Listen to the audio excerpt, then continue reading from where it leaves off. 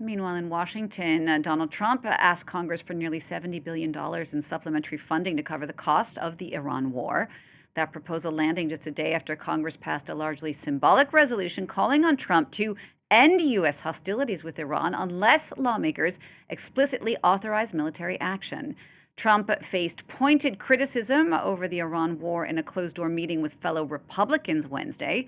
Several people at that meeting said Trump engaged in a shouting match with Senator Bill Cassidy, who said the administration needed to explain the deal Trump signed last week that gives Iran financial incentives but falls short of the goals the president laid out at the war's beginning.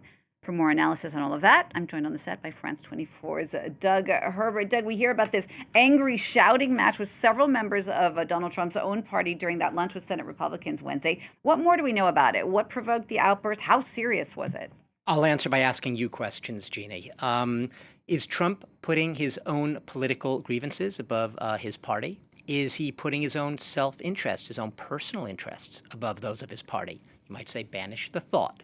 But there are signs that a growing number of Republicans, he still has dominance over the party, let's not get that wrong, but a growing number of Republicans, a small minority, are thinking those things. They have a growing litany list of things that they cite against Trump that seems that he's going against the grain of his own party and their desires as well. His ballroom project, that billion-dollar ballroom that just keeps getting more costly and bigger and more garish by the day. His proposed fund to pay damages to the January 6th defendants. Remember the people who stormed the Capitol in the worst insurrection in U.S. history since 1812. His getting special protection from his own Justice Department, a weaponized Department of Justice, special protection from any future tax audits from the Internal Revenue Service. He went into this Senate luncheon with Republicans yesterday. Remember, it was his first meeting with what you call the whole conference of Republicans since last November when they came to the White House. So it's been many months, a lot of rifts, to put it mildly, since then. He came in already having abruptly said, I'm not signing a housing bill. A bipartisan, both parties had agreed to a housing bill to try to rein in costs, bring down, make the housing more affordable to Americans facing the housing crunch. He said, I'm not signing that until you guys approve a bill called the Save America Act. What is it? It's a bill that basically totally overhauls voting procedures. Democrats basically say it's a bill that would effectively disenfranchise millions of eligible voters, make it much harder for them to vote. Donald Trump and his allies say not at all. It's all about combating voter fraud without really actually presenting any solid evidence of voter fraud. So he comes into the meeting with all of that. Not signing the housing bill, basically saying you better pass this Voting Rights Act. But the meeting wasn't about that. It was about the Iran war, because that, at the end of the day right now, is the biggest bone of contention. Republicans are not just skeptical, they have deep, deep concerns, growing concerns that the White House and Trump have not been transparent, haven't given them details about the operation, have been murky about their objectives. And they say, it's not that we don't like you, Mr. President. You're still our friend. We support you. We support your agenda.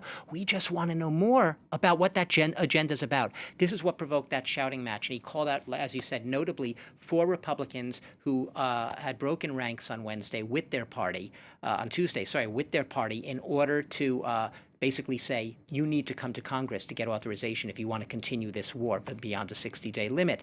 I will note this, Jeannie, and we didn't say this in our introduction, but after he blew up on social media following that Senate lunch yesterday, the Republicans actually passed a new bill, a different bill, which basically says to Trump, you can do what you want with the war, basically backing down, trying to reverse what they did on Tuesday. Right, so how do those two things square? They don't.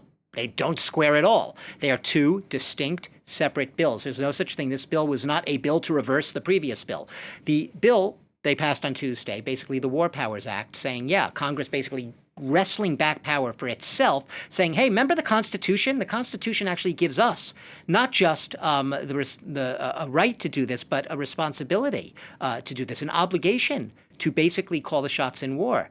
You can't do it unilaterally, Mr. President. That vote still stands. You might say it's symbolic. It doesn't have force of law. Donald Trump's never going to sign it or veto it. However, despite that, right now, there is another law which essentially is aimed at nothing less, Jeannie, than mollifying President Trump. So when you say, there's a big rift in his party, but at the end of the day, the Republicans still walk in fear of Donald Trump's wrath. And when it comes to it, push comes to shove, they act to mollify him. In the meantime, Trump has asked Congress for these $70 billion in extra funding to meet the cost of the Iran war. Now, what if the Senate rejects that request, as seems likely at this point? Yeah, he doesn't have the votes, basically, for that extra funding. Remember, during the war, early in the war, there was a briefing that the war cost $29 billion.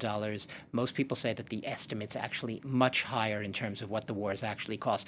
The real package that he's asking for is $88 billion, but there's only, not all of it is strictly for defense. Some of it is for things like farmers' aid. There's even a little provision for fighting Ebola in Africa. But the crux of it, the vast majority of that would be for the Iran war, for all sorts of things, from munitions to all sorts of cybersecurity and more defenses.